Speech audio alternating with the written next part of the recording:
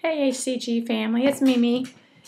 I am, it's been a couple days since I made a vlog, and so kind of took the weekend off, and it was kind of busy with my daughter, who was her birthday, but this Saturday they come over, and the kids and family came over to celebrate with cake, so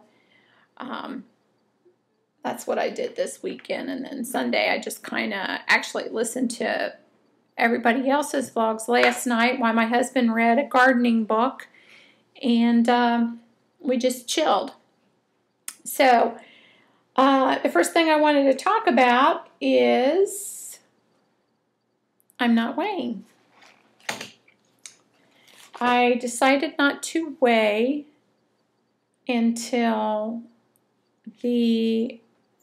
till I have my last dose of HCG, which it's getting low, it's getting there, but today is actually my 21st day on the very low calorie.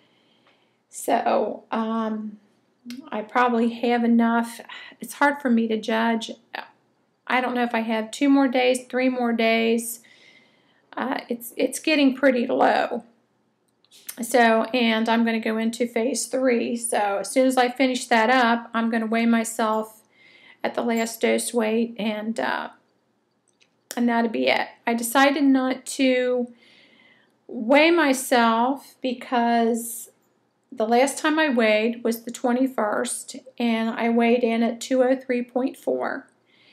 And to me, I think this was a perfect opportunity to not fret and stress over 3 pounds. I would like to get in the 190s, somewhere as far away from the 200s. I don't see that happening, it being too far, unless it's a total miracle or something. I don't think I've ever lost 2 pounds or 3 pounds. I don't think I've ever done that, released that amount of weight. So anyway, I decided to do that, so that way I'm not waking up, stepping on the scale, and seeing a fluctuations or seeing a goose egg, and that kind of messing with my head. So I just didn't want to go through it. So this way, I'm just going to continue on the protocol and do what I've been doing, and when it gets down to that last dose weight, then my last dose, then I'm going to step on the scale.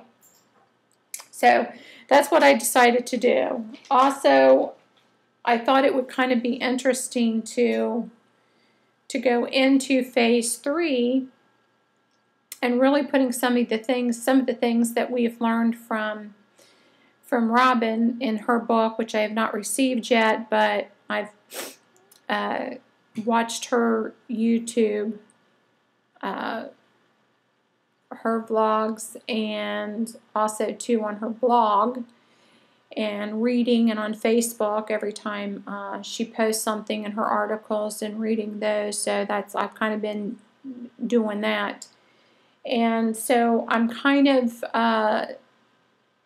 wondering about this not weighing only weighing once a week on phase 3, and seeing how that is, and how that staying off, making sure I don't go 2 pounds up or 2 pounds under the last dose weight. So we'll see. I definitely don't want to do anything foolish, but I also have been practicing for about 3 weeks on this hunger thing and listening to my body. And because of that, I have probably been eating 200 to 250 calories a day, and that's it, and been completely satisfied. And so I want to kind of, I kind of want to stay in that vein, but also too, I know in phase 3 I won't be on HCG. So I've got to stay alert on that situation. I have not had hunger. Today is probably the first day I haven't ate today. It's 4:45, 4:45 p.m. So I haven't had anything to eat yet. I am making my chicken and some tomatoes right now, and that's kind of simmering on the stove. And I'm having my first cup of tea, and I had a cup of coffee, and I did start using coffee again, drinking a cup, and I did get some of that coconut creamer.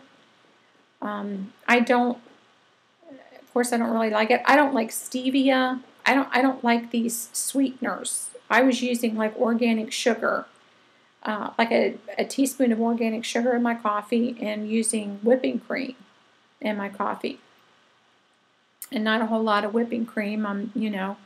But I got used to that sugar taste because I got off of Sweet and Low, which is a sweetener that I, you know, used all the time, and got off of that and started to the organic sugar. My husband uses honey in his coffee, and I'm not a big, I didn't really care for it. I probably could maybe acquire a taste for it. I don't know. It's just how much juggling am I going to do? I've actually, for like the last 3 cups of coffee I think I've had, I've put 1 pack of Sweet and Low in it. And in my tea, I'm still using the like English toffee, stevia, or sweet leaf, or whatever. And I just don't really like it. I just do not like it. And I already talked about that anyway. So anyway, how many times do I have to say I don't like something? I don't like it. Anyway, so that's what I decided to do. I'm not going to weigh myself, and I'm kind of really paying attention to listen to my body about hunger. And like I said, today I made my husband a big old omelet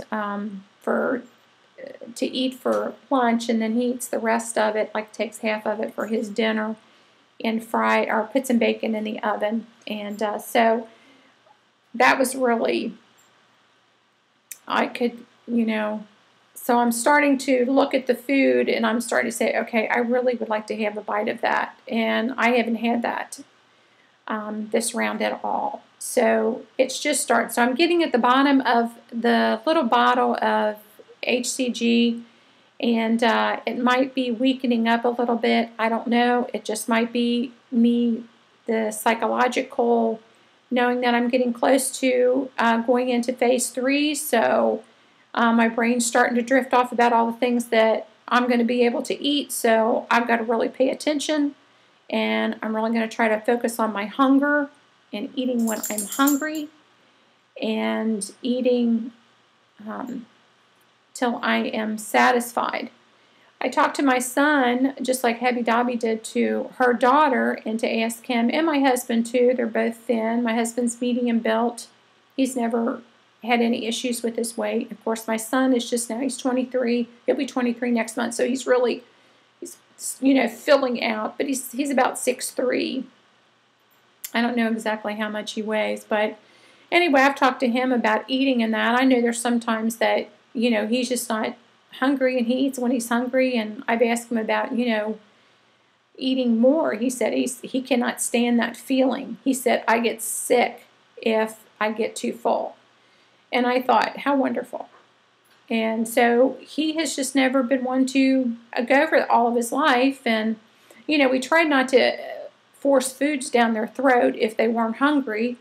They're not hungry. You're done, you know, you're done eating, you're full. Let's just be careful of the portions that you put on your plate, and not having very huge portions, and just eating until you're satisfied. And that's basically how we ate. But anyway, so he just, you know, said, I just eat only when I'm hungry, and then once I eat, I'm done. I mean, I've had him like go out to eat, or say he ate before he came home, and then say, well, we were going to get pizza, or we were going to, you know, we're getting chicken wings or something like that.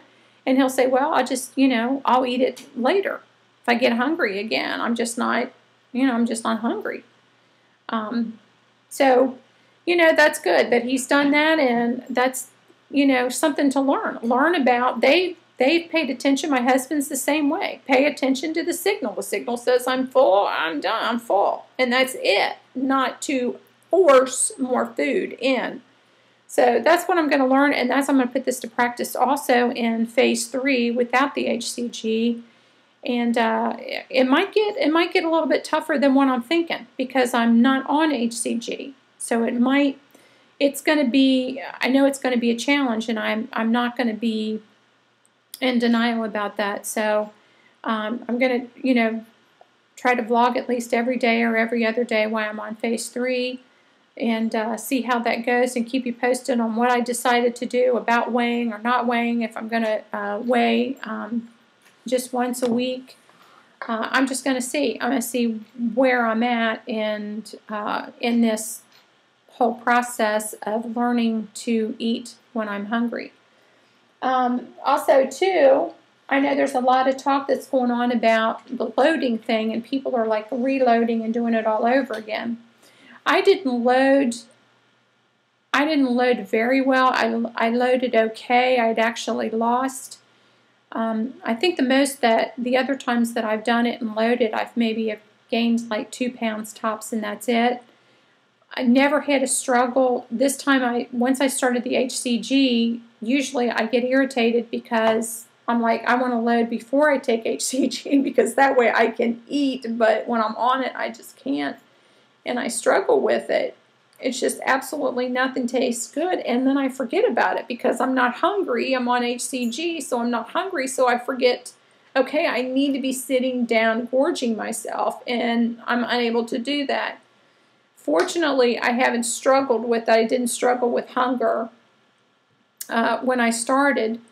The first time I went on HCG, when I did what would be my official round 1, but I gained the weight back, I decided to do it on Easter weekend, and we were going to go down to the pizza place, and I was going to get a big old pizza with extra cheese and extra everything, and they closed. And then my daughter was here, and she didn't leave till later on because we kind of have like we had people come here on Sundays. My husband and I have fellowship here on our homes in our home on Sunday, and so they didn't leave. So we had not ate, all that morning into like 2 o'clock in the afternoon, and then here we found out the pizza place was closed. So I didn't load very well. My dose was too low, and we were like starving, and I was freaking out. But I upped the dose and found out what was wrong. I said, this is not right. If I'm hungry like this, this is not right. This diet is, this HCG is not working like they said. So I just needed to up my dose a little bit, and it corrected itself, and I did fine.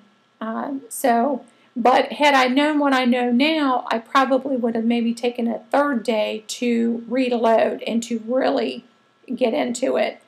Even though you read pounds and inches, you forget about what Dr. Simeon said and the foods and stuff to eat and to load on. So I kind of made a note of this, is that when I get ready to start round 2, that I'm going to make sure that I do really, really load, even though I wasn't hungry this time. Another thing, too, I wanted to talk about is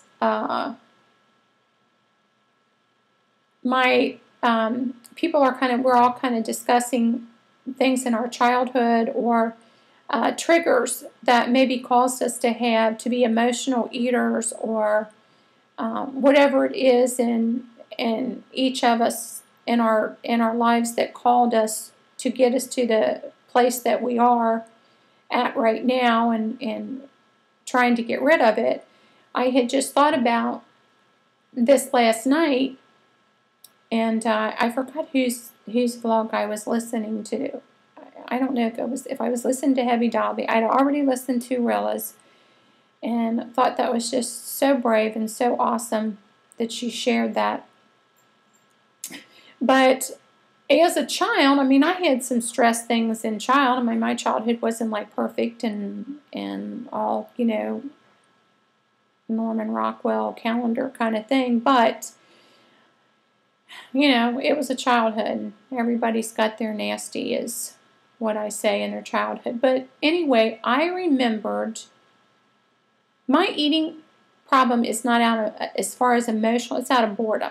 Anytime I overate or ate, most of the time was out of boredom.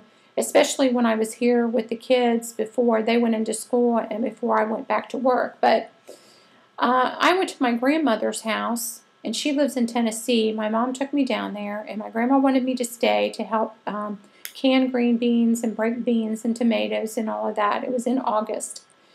So I agreed to stay. Now, you're in Tennessee, and you are in the boonies. And so I stayed, but was completely bored. I had absolutely nothing to do. I mean, it's not like they had cable television or satellite or anything like that. There wasn't a big mall. There wasn't any place really to hang out. I think there was what was the grocery store that most of them were down south? I don't know if it was Food Lion or Dixie, or I can't remember. Anyway, regardless. Anyway, my grandma was a grandma that knew how to cook, and she did a country cooking. So we had biscuits every morning for breakfast. We had biscuits, fried ham, bacon, or sausage, gravy. For lunch, hot ham and cheese sandwiches, maybe leftover biscuits. And for dinner, there was always fried chicken, fried rabbit, fried pork chops, greasy green beans, chicken and dumplings, and cornbread. And then for dessert, you had banana pudding or a cake, or, I mean, you ate good. There was no doubt about it. And so out of that, I just remember that I put the food away when I was there for that 2 weeks. And this was around, I'm thinking I was like 12 years old. If I'm not mistaken, I was around 11 or 12. And when we went back home, and I drove back from Tennessee up here. I live in northern Kentucky. When we came back, I could not zip my shorts up. It's not that they wouldn't button. I could not zip them. I couldn't have laid down flat, put Vaseline on the zipper, and squeezed and sucked my gut in to even get the zipper up. I mean, it was this far apart.